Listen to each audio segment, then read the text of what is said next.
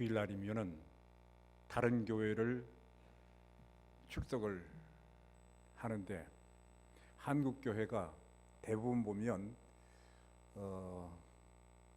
한 3분의 1이 줄었습니다.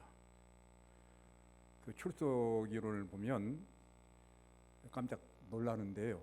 큰 교회도 마찬가지로 3분의 2 그저 출석하면은 굉장히 양호하다라고 하는 그 이야기를 듣습니다.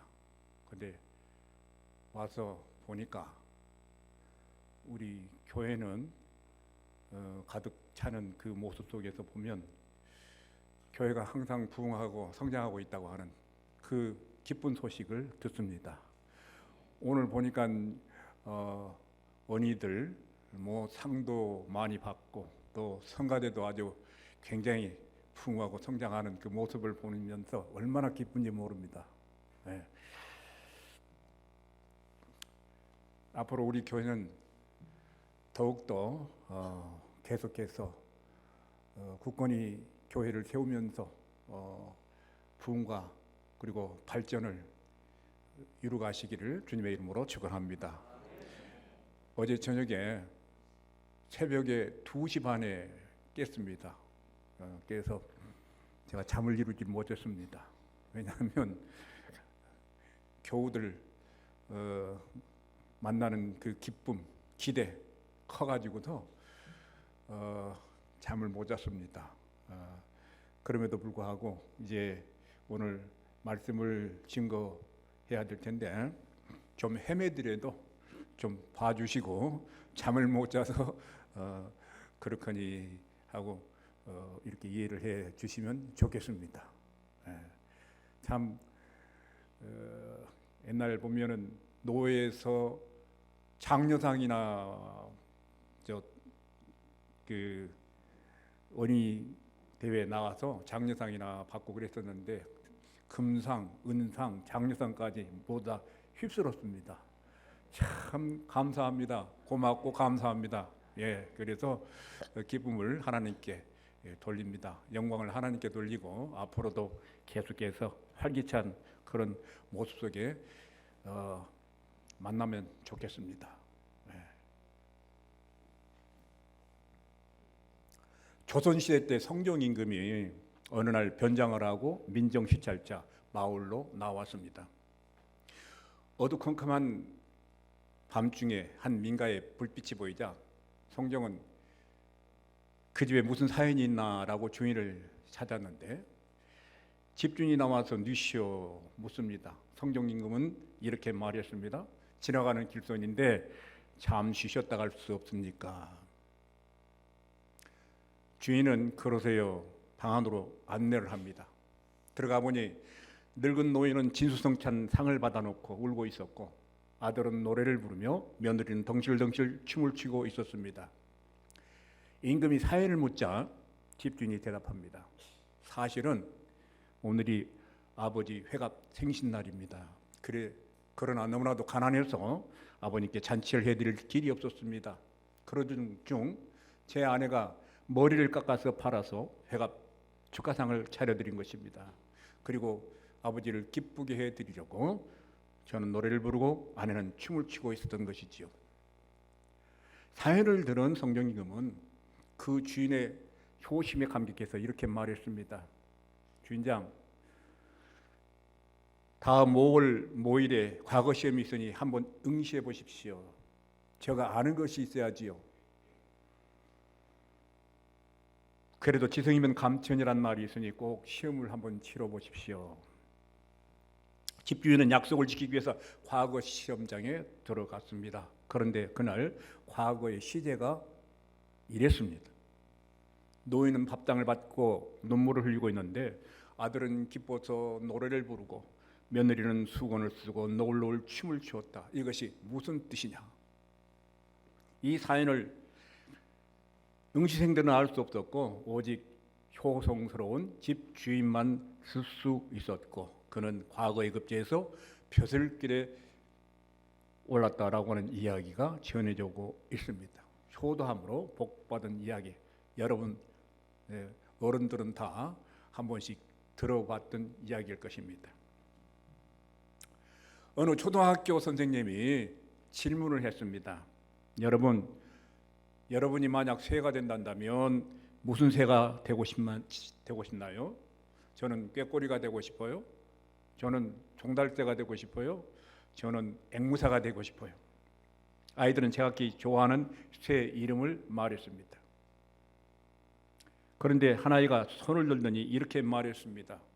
저는 선생님 까마귀가 되고 싶어요.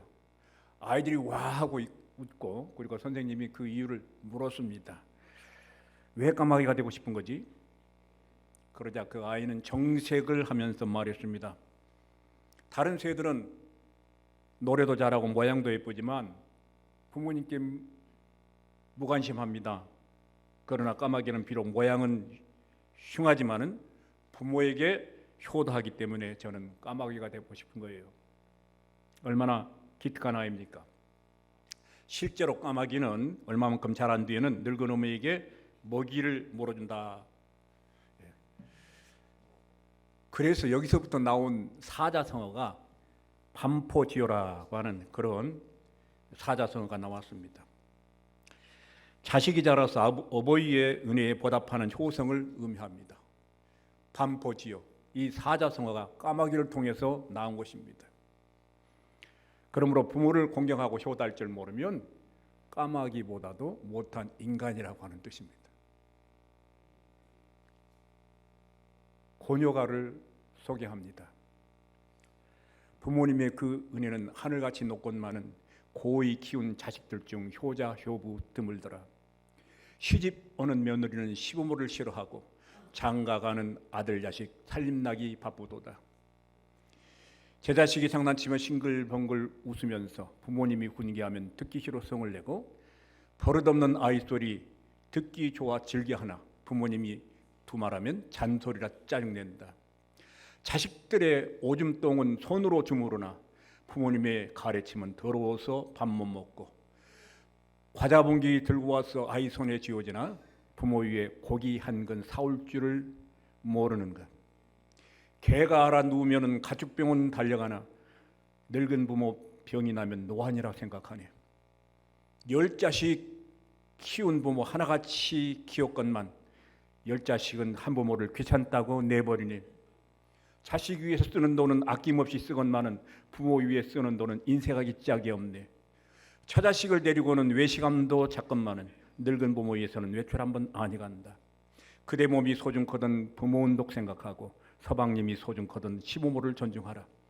죽은 후에 후회 말고 살아생전 효도하면 하나님께 복을 받고 자식들에게 효도받네. 고녀갑니다.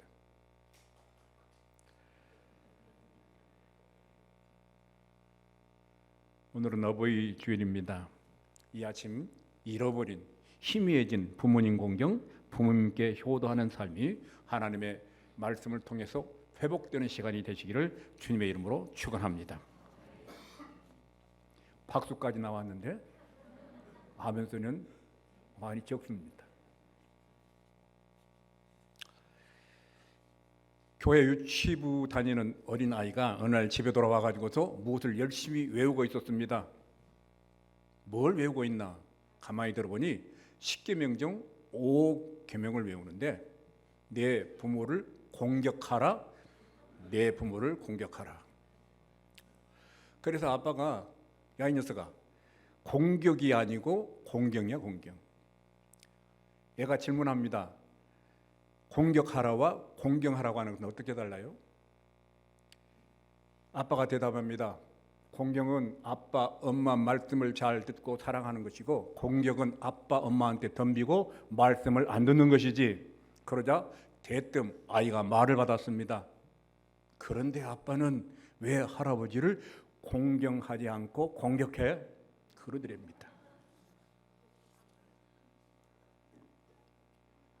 뿌리 없는 나무를 보셨습니까?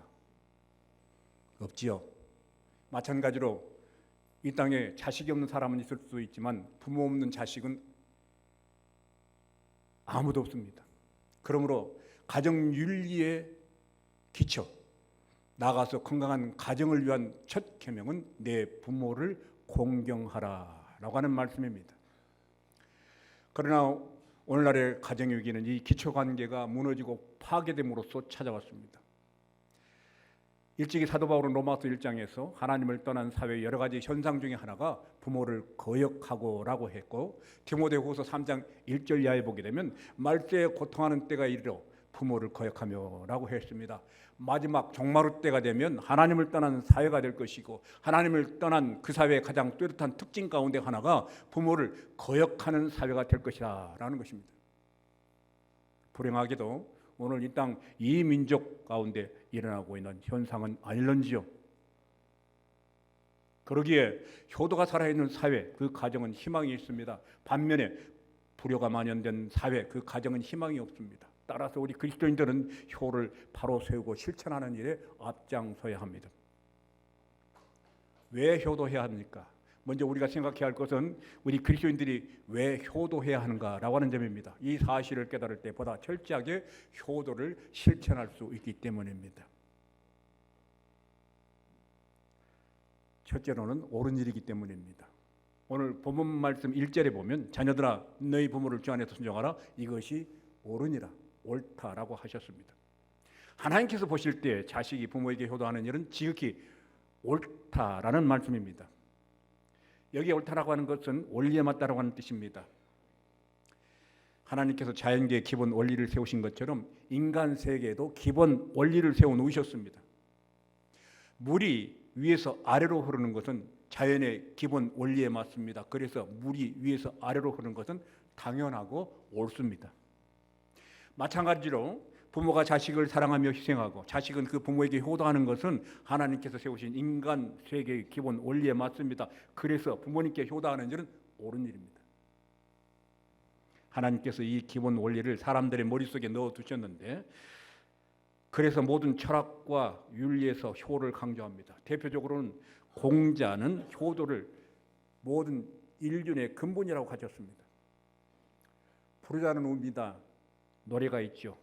노랫말을 보게 되면 부모님의 말씀을 어기고 그리고 부모님의 가슴에 못을 박았을 때 잘못됐다는 것을 깨닫게 되고 통각하게 된다라고 하는 그런 내용을 담고 있습니다. 그렇습니다. 효도는 인간에게 마땅한 일이고 옳은 일입니다. 사람들이 볼 때도 그렇고 근본적으로 하나님께서 보실 때도 그렇습니다. 이것을 어긴다면 인간다움을 잃어버린 것이 됩니다. 왜 효도해야 되는가? 두 번째는 하나님의 명령이기 때문입니다. 오늘 본문 2절 말씀에 보면 내 아버지와 어머니를 공경하라, 하나님의 준엄한 명령이십니다. 우리가 잘 알듯이 십계명을 보게 되면 하나님의 백성들이 근본적으로 지켜야 될 10가지의 계명들이 기록되어 있습니다. 이것은 두 부분으로 나누는데 하나는 하나님을 향한 계명이고 다른 하나는 인간을 향한 계명입니다. 하나님을 향한 계명 1부터 4계명, 5계명부터 10계명은 인간을 향한 계명입니다. 그런데 이 계명들을 잘 분석해 보면 하나님을 향한 계명의 첫 번째가 나 외에 다른 신을 두지 말라라는 것입니다. 이 계명이 하나님을 향한 세 계명의 뿌리 역할을 합니다. 우상을 만들지 말아라, 여호와의 이름을 망령되이 일컫지 말아라, 안식일을 거룩하게 지켜라. 이 세 계명의 근본은 바로 나 외에 다른 신을 두지 말라라고 하는 제1계명입니다. 두 번째 부분인 인간을 향한 계명의 첫 번째 계명이 바로 부모를 공경하라 하는 것입니다. 마찬가지로 부모를 공경하는 것은 모든 인간을 향한 계명의 뿌리입니다. 살인하지 말아라, 간음하지 말아라, 도적질하지 말라, 거짓 증거하지 말라, 내 이웃의 집을 탐내지 말라. 이런 계명들은 부모 공경할 때만이 가능한 일이기 때문입니다. 부모님은 모든 인간관계의 시작입니다. 그렇습니다. 부모님께 효도하는 일은 하나님의 특별한 명령입니다. 이웃을 사랑하기 위한 기초로서 하나님께서 주신 명령인 것입니다. 그러니까 부모님에게 효도하지 않는 것은 하나님의 명령을 어기는 것입니다. 부모님을 공경하라, 하라, 적극적인 명령입니다. 하지 아니하면 죄가 됩니다. 세 번째로 중요한 약속이 있기 때문입니다. 오늘 본문 3절에 보면 이것은 약속이 있는 첫 계명이니 이는 내가 잘되고 땅에서 장수하리라. 하나님께서 부모를 공경하는 사람들에게 특별한 복을 약속하셨습니다. 하나님께서 우리 하나님의 백성들에게 주신 그 계명들이 많습니다. 그 계명들은 다 마땅히 지켜 행해야 할 것들입니다. 그런데 유독 이 계명에만 뒤에 보너스가 붙어 있습니다. 부모를 공경하면 잘되게 해주시겠다. 또한 땅에서 장수하게 하시겠다라는 것입니다. 극단적으로 보면 그렇습니다. 우리가 이 세상에 잘 살려면 부모님께 효도만 잘해도 된다. 특별히 잘 살기 위해서 남다른 노력 다 하지 않냐고 평범하게 성실하게 일해도 잘 살게 된다는 것입니다. 왜 그렇습니까? 하나님께서 약속하시기 때문에, 하나님께서 축복하시기 때문입니다. 그리고 이 세상에서 우리가 잘 장수하려면 부모님께 효도만 잘해도 됩니다. 오래 살기 위해서 특별한 운동을 하지 않아도 됩니다. 특별한 보양식 하지 않아도 됩니다. 물 좋고 공기 맑은 곳으로 이사 가지 않아도 장수할 수 있습니다. 왜 그렇습니까? 그 이유가 무엇입니까? 하나님께서 약속하시기 때문입니다. 하나님께서 축복을 약속하셨기 때문입니다. 그렇습니다. 하나님께서 특별한 약속을 붙여서 명하실 정도로 이 효도는 반드시 지켜야 할 명령입니다. 이 명령을 지키는 사람들은 하나님을 정말 기쁘시게 해드릴 수 있고 하나님께서 준비하시고 약속하신 특별한 복을 받을 수 있게 되는 것입니다. 오늘 예배 마친 후에 공동회의가 열리게 되고 거기서 안수 집사와 권사를 선택하는 순서가 행해집니다. 집사와 권사는 항존직이며 또한 교회의 일꾼이며 지도자입니다. 부모에게 효도하고 공경하는 분들이 택함 받아야 합니다. 불효하는 자들은 자격이 없습니다. 아멘이십니까? 왜 이렇게 희미합니까? 그러면 어떻게 효도해야 할까요? 이 시간에는 가장 시급하고 중요한 세 가지를 말씀드리려고 합니다. 첫째는 외롭지 않게 해드려야 됩니다. 오늘 노인 문제의 첫 번째는 외로움입니다. 고독의 문제입니다. 실제로 늙어가면서 겪는 가장 큰 고통은 외로움입니다. 마치 빗살이 하나 둘씩 잘려나가듯이 사랑하며 살던 사람들이 하나 둘씩 노인 곁을 떠나갑니다. 자식들은 결혼해서 떠나갑니다. 가깝게 지내던 친구들이 하나 둘씩 먼저 하나님 나라로 떠나갑니다. 평생을 사랑하며 의지했던 남편과 아내가 곁을 떠납니다. 이제 외롭게 남은 빗살 한가닥처럼 홀로 남은 세월에 깊은 외로움이 밀려옵니다. 한국노인문제연구소 조사에 따르면 자손들과 함께 사는 노인이 1975년은 78.2%였다고 합니다. 그러던 것이 2000년에 와가지고는요 25% 급감했습니다. 특별히 전체 노인 인구 중 홀로 사는 독거 노인이 차지하는 비율은 2000년에 16%에서 2022년 20.8%로 점차 증가하고 있다고 하는 것입니다. 오늘날 대부분의 노인들은 자손들과 떨어져 살고 있고 갈수록 혼자 사는 비율이 늘어가고 있다고 하는 것입니다. 오늘 한국 노인들이 겪고 있는 가장 심각한 문제 가운데 하나는 바로 외로움입니다. 외로움, 그것은 죽음에 이르는 병이다. 몸과 마음에 깊은 상흔을 남기는 질병이다. 영국 노리나 허츠는 정의했고 미국 공중보건소 서밋사는 외로움은 하루 담배 15개 피 피우는 만큼 해롭다라고 하는 최근의 보고서를 냈습니다. 외로움은 심장병에 걸릴 확률이 95% 더 높고 뇌졸중은 32%, 치매는 50% 더 크다라고 하는 그런 연구 결과를 발표했습니다. 성도 여러분, 부모님들의 외로움을 생각해 볼 수 있기를 바랍니다. 부모님을 찾는 횟수를 늘리십시오.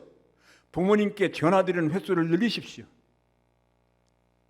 부모님의 외로움을 덜어주기 위해서 최선을 다할 수 있기를 바랍니다. 이것이 오늘 우리가 해야 할 효도 가운데 으뜸입니다. 둘째로 건강을 챙겨드려야 됩니다. 오늘 노인 문제의 두 번째는요, 질병의 고통입니다. 사람이 늙어가면서 겪는 여러 가지 변화를 노화라고 그렇게 부르죠. 노화 가운데 가장 눈에 띄게 나타나는 것이 바로 신체적인 노화입니다. 이 노화는 질병의 근본적인 원인이 됩니다. 실제로 65세 이상의 노인들은 누구나 다 한 가지 이상씩 건강 문제를 가지게 됩니다. 일반적으로 이렇습니다. 관절염, 고혈압, 청력장애, 심장질환, 뇌질환, 위장질환, 백내장, 치아 및 잇몸 문제 등입니다. 신체가 노화되다 보니 자기만의 특별한 질병으로 고통을 겪을 때가 있습니다. 그래서 노인들에게 또 다른 고통은 이러한 신체적인 노화, 그에 따른 질병 때문에 겪는 고통입니다. 그런데 대부분의 노인들은요, 이 질병 문제를 스스로 키우고 있다고 하는데 문제가 있습니다. 우선 질병을 자각하는 능력이 현격하게 떨어집니다. 여러 가지 질병에 걸려 있으면서도 다 늙으면 생기는 일이라고 미리 포기해버립니다. 이것이 문제입니다. 더욱이 자식들에게 부담을 준다고 알리지 않습니다. 돈이 웬수지요. 대부분의 가정에서 일어나고 있는 일들입니다.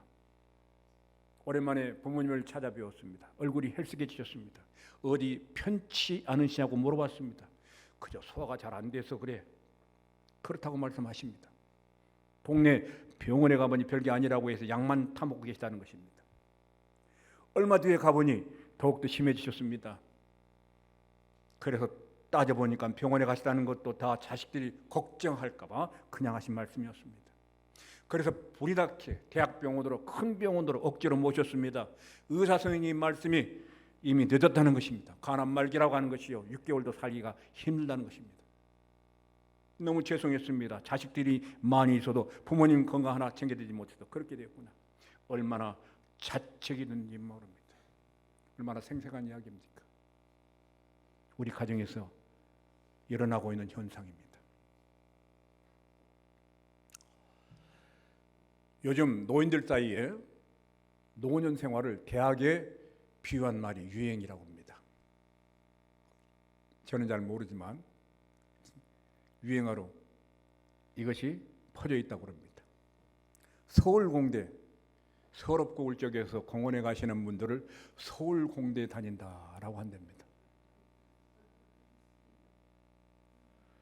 동네 국수집에 모이면 동국대, 동네 경로당에 나가면 동경대, 동네 아줌마들과 놀러 다니면 동아대, 전철과 국철로 시간을 보내면 전국대, 연금으로 세상 구경하면서 보내는 분들은 연세대, 고상하게 여행 다니면 고려대, 서로를 위로하며 강하게 살면 서강대, 건강하면서 국민연구로 살면 건국대 다닌다고 한답니다. 그런데 요즘 뜨는 최고의 대학이 무엇인 줄 아십니까? 아시는 분들 있어요? 요즘 뜨는 최고의 대학 해병대랍니다. 왜 해병대니까? 해피하게 평생 병 안 걸리는 대학 해병대.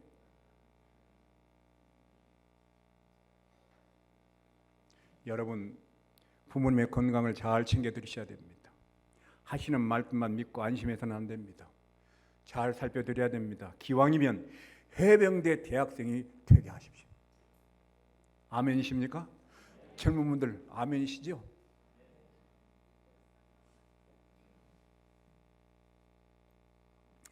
세 번째로는 믿음을 지켜드려야 됩니다. 오늘 노인 문제들 중에서 가장 결정적인 것은 죽음을 준비하는 것입니다. 곁에 있는 사람들이 하루가 멀다 하고 세상을 떠납니다. 죽음이 한 걸음 한 걸음씩 가까이 다가오는 것을 심각하게 느끼게 됩니다. 이때 영적인 준비가 되지 않는 분들은 절망할 수밖에 없죠. 몇 해 전인가요? 텔레비 홈쇼핑에서 이색 상품이 나타났습니다. 이름하여 황금수입니다.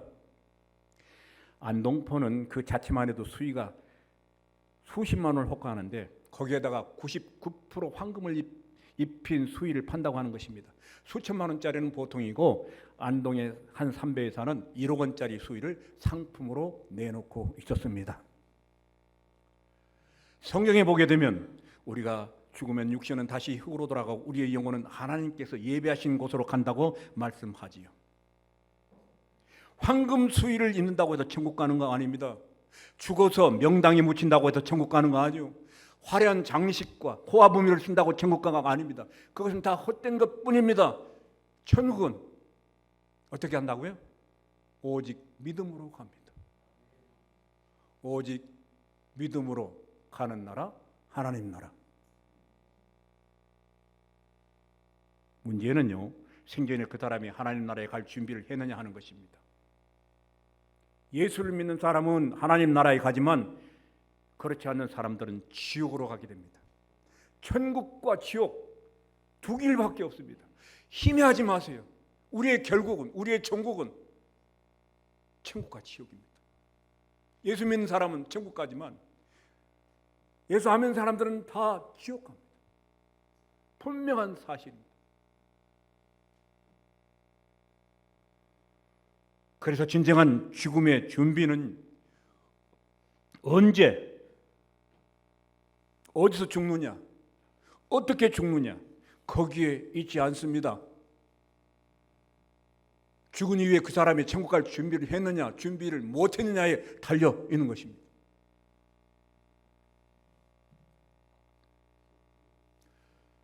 저의 생애에 있어서, 제 인생에 있어서 가장 큰 성공은 무엇인지 아십니까? 가장 큰 자랑과 영광이 있습니다.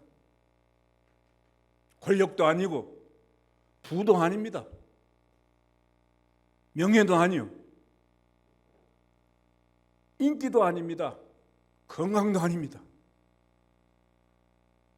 다 의미 없는 것들입니다.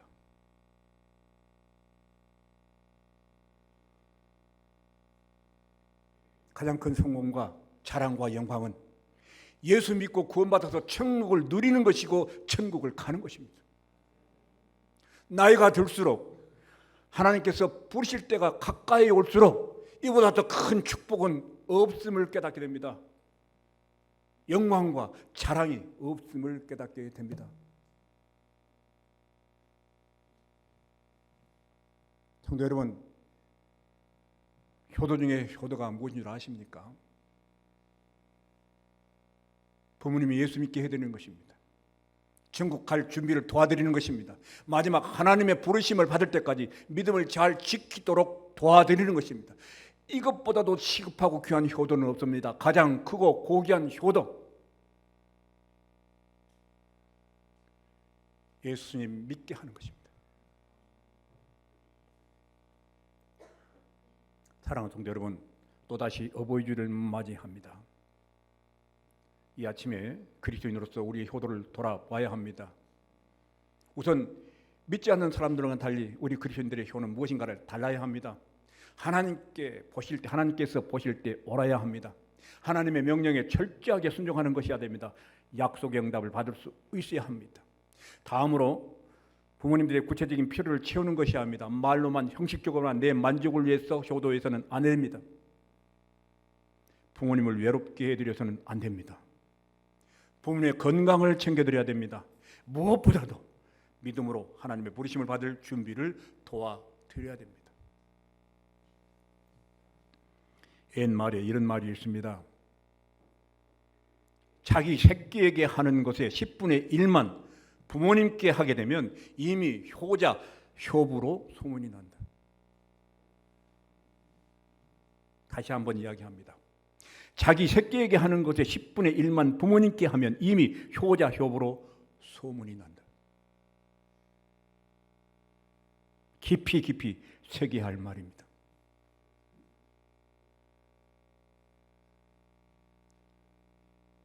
이 말에 동의하지 않습니까?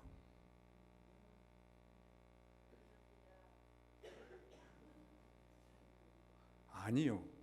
효도 받을 뿐이 아니고 효도를 해야 할 뿐.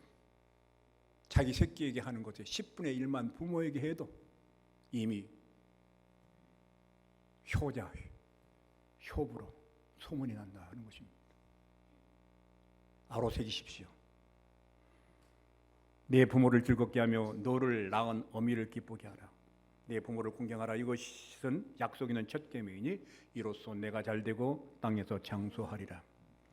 이 계명을 지켜 행함으로 하나님께서 약속하신 복된 삶을 풍성히 받아 누리시는 믿음의 자녀손들, 그리고 지혜로운 성도 여러분 모두가 다 되시기를 주님의 이름으로 축원합니다. 기도하십시다. 사랑과 은혜가 풍성하신 아버지 하나님, 또다시 어버이 주를 맞이해서 이 아침 그리스도인으로서 우리의 효도를 돌아보게 하시니 감사합니다. 하나님께서 보실 때 옳아야 한다고 하셨습니다. 하나님의 명령에 철저히 순종하는 것이 한다고 했습니다. 약속의 응답을 받을 수 있어야 된다고 했습니다. 그러기 위해서는 부모님을 외롭게 해드려서는 안 된다고 했습니다. 부모님의 건강을 챙겨드려야 한다고 했습니다. 무엇보다도 믿음으로 하나님의 부르심을 받으실 준비를 도와드려야 한다고 했습니다. 내 부모를 공경하라. 이것은 약속이 있는 첫 계명이니 이로써 내가 잘되고 땅에서 장수하리라. 이 계명을 지켜 행함으로 하나님께서 약속하신 복된 삶을 풍성히 받아 누리시는 믿음의 후손들, 지혜로운 성도들 되게 하여 주옵소서.